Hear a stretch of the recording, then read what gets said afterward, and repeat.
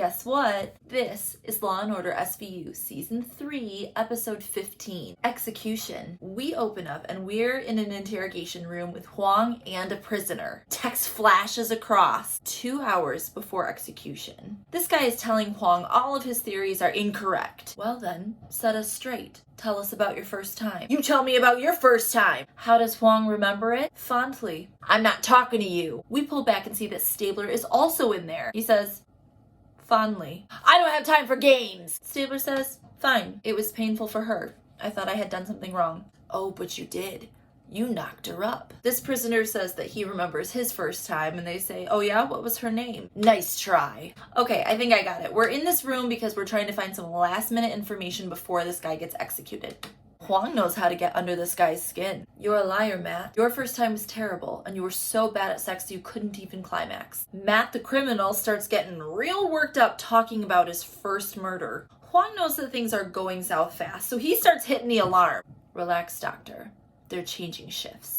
Elliot, get up from the table! Stabler moves just as this guy flips the table over. Then he jumps at Huang and slams his head and starts choking him out. Stabler comes up behind him, ends up on the floor getting punched out. What an opening! So after the intro, it's pretty clear that we're zooming back in time. There's a mom and a dad, the Coopers, whose daughter died about 11 years ago. They're both there to talk to Stabler. Stabler remembers that shit. Oh, yeah, Debbie Cooper. Mom and dad think they know who murdered their daughter. Matthew Brodus. That criminal from the first scene. Why do they think this? Because when this guy was selling tickets to his own execution, he was giving hints away, kind of like teasing and mocking them. Cragen says there's a problem. This hump is locked up in New Jersey. Even if we could get there, he might not talk to us. Huang's like, oh, this asshole will talk. See, most serial killers will kill their victim and then play with the body. Brodus would keep his victims alive as long as possible while he tortured them because he needed an audience. So what do we know? Brodus worked as a plumber and Debbie was tied up with plumber's duct tape. In fact, the MO matches most of his other victims, except for one thing. He blinded her. Huang says it was symbolic since he knew he was going to kill her anyway. It means she knew him. Okay. Let's get an interview with him. We have to work fast. We only have 72 fucking hours. Munch runs all the evidence down to the lab to try and get a DNA sample, and then he and Stabler head to Debbie's old school. They're trying to find teachers that she was close to, but the problem is it was 11 years ago. The school did have a plumbing incident, but we can't definitively say that Broden worked for the plumbing company that fixed it. Stabler gets a phone call. It's Huang! He wants to meet down at the FBI field house. Why for? How come? We're gonna interview Brodus's ex-cellmates. I have to warn you, these guys are like next level depravity.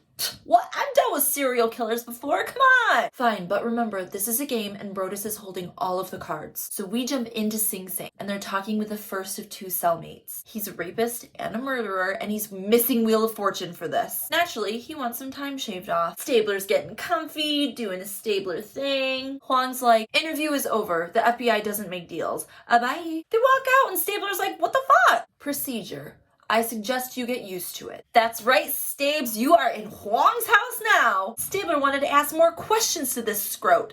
And yes, he uses the term scrote.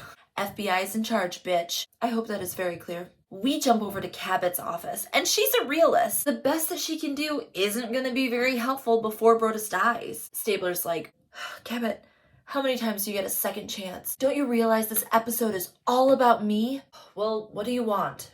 A temporary stay. No, I am not comfortable with that. They don't have any hard evidence linking Brodus to Debbie's murder, so Cabot suggests that Stabler better find some fucking quick. In the meantime, she's heading over to New Jersey to ask for a big favor. We follow her over there, and she has to talk to the executive ADA of New Jersey, her ex-lover. He's nervous that New York is trying to sabotage his execution. It's too late, Cabot. Cabot's not one to get pushed around. What's the matter, Alan? Is this an election year? You grew some balls since the last time I saw you. Well, you lost yours. He's not biting. Stay on the execution is not happening. We're down with Munch in the lab, and we've got more bad news. There wasn't enough DNA to get a sample of the killer. They did find some gray fibers that matched like a plumber's uniform. The duct tape was the same duct tape that was used in Brodus's other killings. That's great, man, but that's all fucking circumstantial as shit. And we're running out of time. Ooh, sorry. Stabler has an idea. It was probably somebody else's, but he's taking credit for it. He wants Cabot to make a deal with that cellmate. Hell no. Hugh and Huang just want to play by the rules. Not being very cool. Okay, fine, we'll do a little baby deal, but only if we can corroborate his evidence. He's on fucking death row, so it's not a whole lot of a deal they can make, but they tell him that they'll switch prisons if he cooperates. This dumpy ass Murder McGee motherfucker, his name is Robert Rule. But all this dude wants to talk about is his daughter. The deal that Robert Rule wants to make is not switching prisons. He wants Stabler to call his ex and get information about his daughter. What's her favorite color? How's she doing in school? If you had a kid, you would understand. Uh-oh,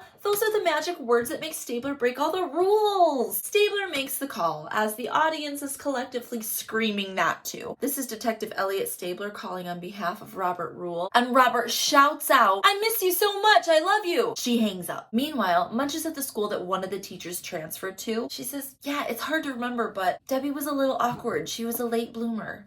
And I think she's saying that she was friends with another teacher named Vivian Parrish. I don't think it's a kid. Whatever. There was a Vivian Parrish that moved away that they need to check up on. We jump over to the FBI New York office. Huang is sitting quietly disappointed in Stabler. Let me guess.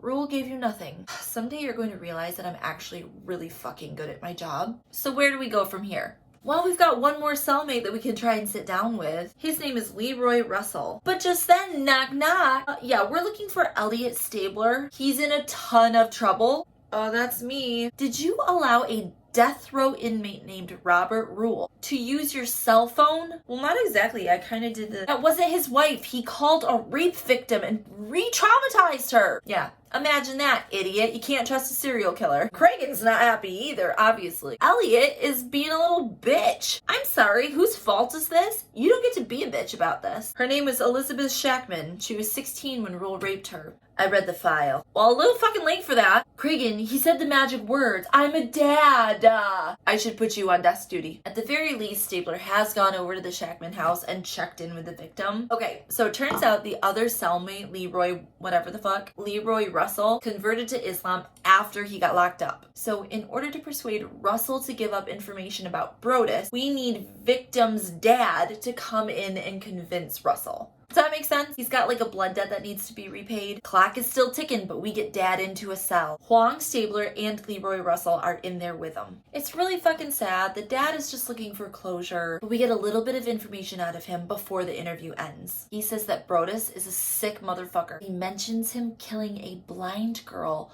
too close to his home. So that points to Debbie, right? Right, yeah, it's hearsay from a man on death row. But wait, we've got more. That teacher Vivian, she dated Brodus for like 6 months, and she said that Brodus gave Debbie a ride home a couple of times. Is that enough? Not really. Stabler's like, well, fine then. You have to tell her parents. There's the Coopers, little Debbie's mom and dad. These actors are like annoying and dumpy as hell, but they're looking all hopeful because they've heard there's new evidence. Stabler's like, go ahead, Cabot. Ugh. Cabot's got like this guilt trip on all sides of her. She goes to meet with Brodus's attorney. Okay, we are not interested in a stay of execution. We'd like to try him for murder. That should buy you 6 months, maybe a year. Brodus's lawyer is like, yes, deal. We are now down to 1 day before the execution, and we're in a New Jersey Supreme Court. Cabot is asking for a temporary restraining order, and she's going toe-to-toe with her ex-lover. It's a very provocative back and forth. Ooh, talk lawyer to me. The judge needs to think about it, but it turns out there is no need because ex-lover ADA steals into Cabot's room. I need your word that you won't prosecute, no matter what Brodus says. An interview is all I've ever wanted. Be ready in an hour. Stabler's like, yay, I get my way. Boom, 4 hours to execution.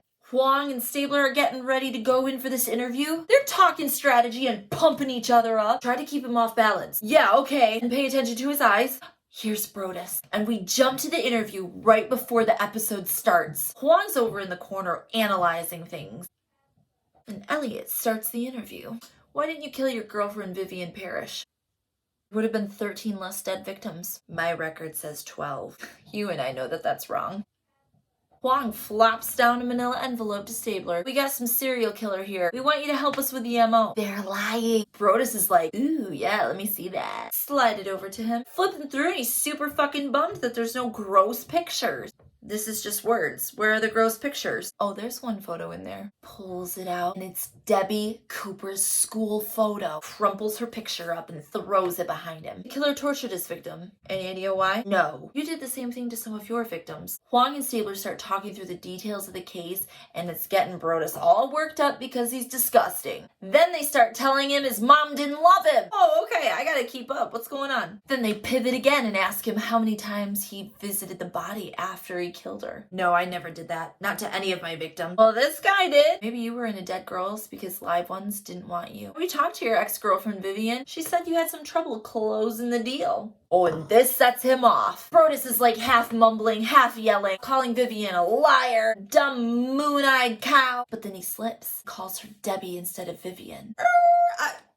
What? Debbie?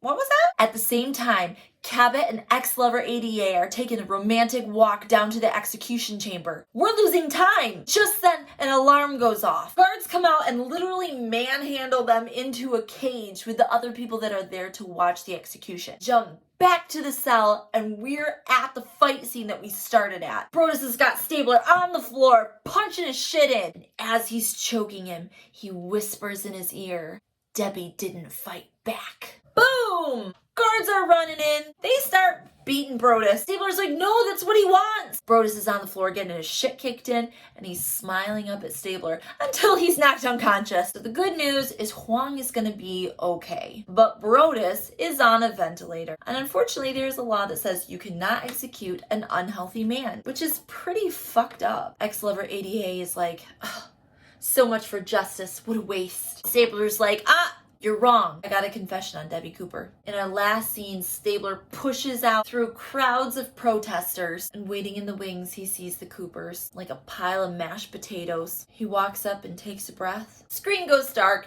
Dick Wolf. I like how he makes Cabot tell them the bad news, but then he gets to tell them the good news. Total Stabler move. And that was Law & Order SVU, Season 3, Episode 15.